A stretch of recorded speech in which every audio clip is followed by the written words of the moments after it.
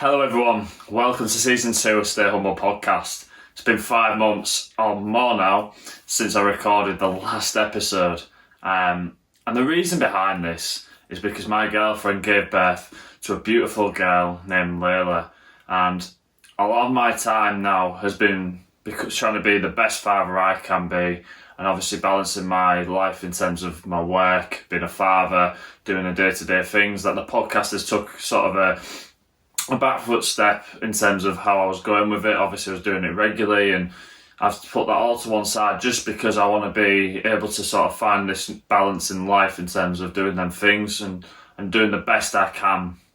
Obviously that's allowed me with that time to sort of think about what sort of father I want to be to my daughter and what sort of child I want her to grow up as.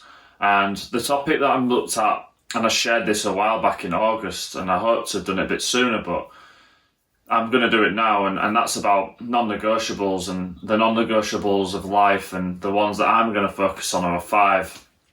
The number one I asked when I asked people what would their non-negotiable be, would be about manners.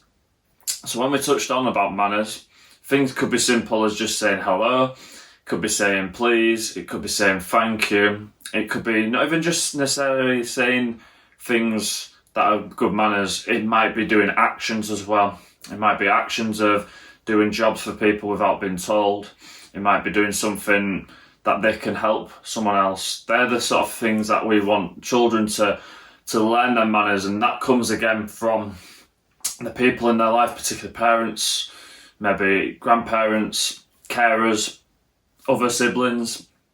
They're the sort of things that they can learn them things firstly from, to mirror. And the other thing I'd like to touch on in terms of manners as well isn't just about manners in terms of the general things. This might be stuff at home as well, like manners at the table, maybe just using cutlery correctly. It could be having a civilised conversation at the table with family as well. They're the things in terms of manners, and having them things transform and be useful life skills in the future. And then this would like to dip into sort of the second non-negotiable that I've come up with. The second non-negotiable I've come up with is about communication. Now, communication is quite varied in terms of the different ways you can communicate. I could touch on this element where about the words, and now words are like about 5% of all communication. Now, the expectation of a child at such an age such as 3 is that they're expected to have a vocabulary of roughly 200 words or more at such an age as a milestone. And then again in 2 years' time, when they're 5 years old, their expectation is again moved significant to around 1,000 to 2,000 words, which is a huge jump.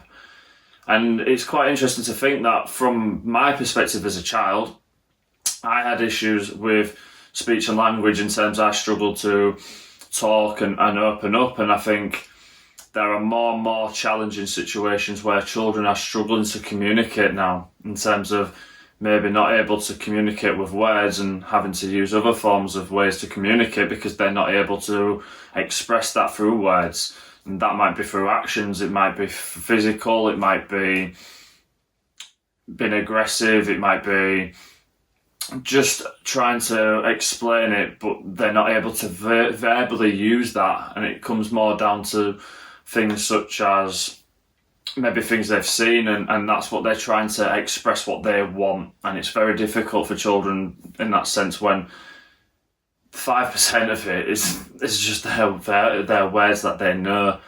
The other elements of communication are about their body language. So they're going to learn that body language again from the adults or the carers or people that they see. They're going to demonstrate that, and they're going to mirror that. Another example, again, touching on myself, in terms of body language, I used to mirror, or my mum would always refer to me as always walking like my dad.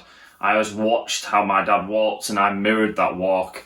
And I think that's such a thing about body language, that we kind of copy what we see around.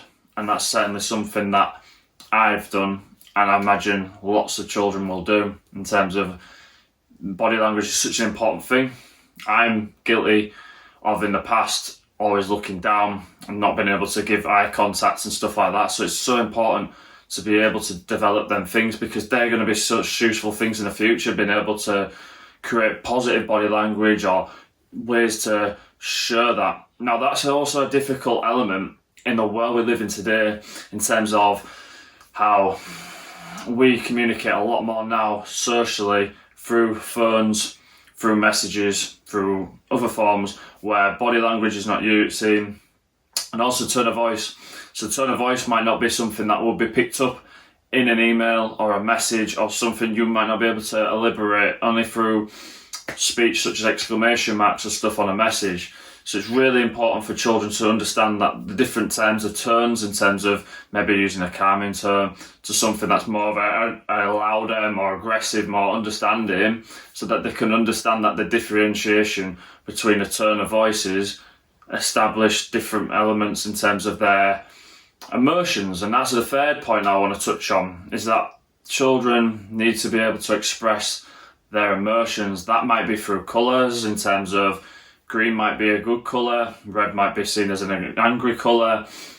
Faces, in terms of, like I touched on, in terms of body language, children need to be able to understand their emotions through maybe a smiley face means a happy face or a good face, whilst an angry face might be a scrunched up, really raging, like where they're about to explode.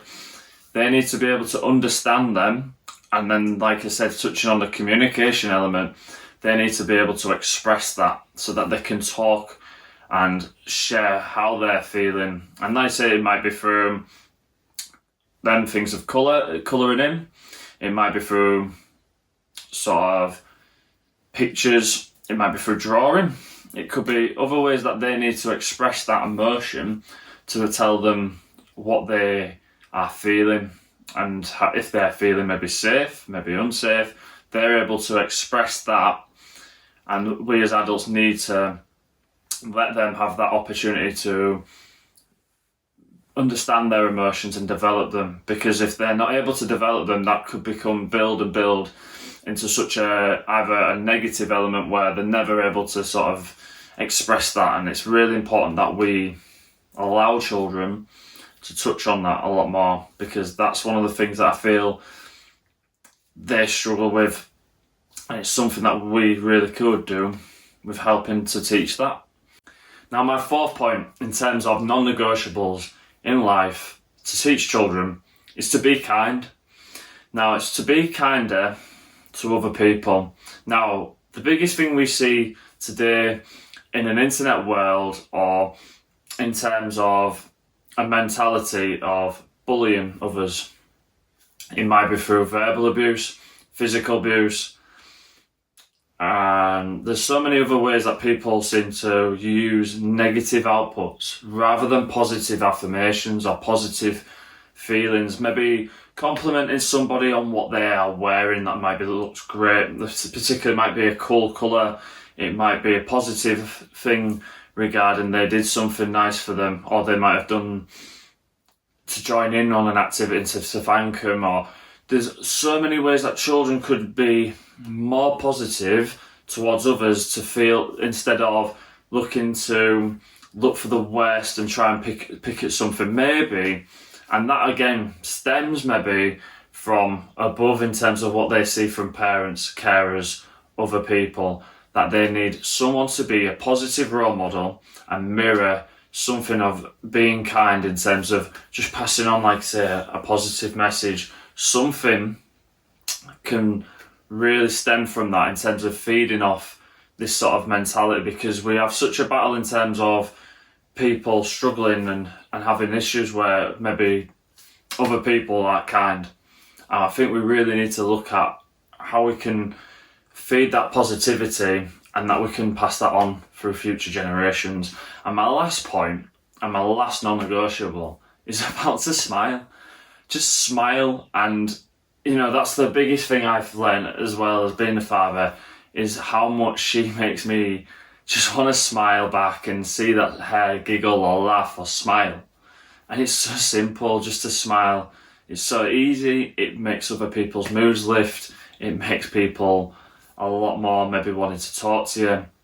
And it's just forcing that smile and I imagine more children would like to see that as well. And I think we need to try and I know sometimes we have tough days, we have tough things going on in the background, but just to smile and put that on can help lift that mood. Now, my 5 non-negotiables might not be what you agree with.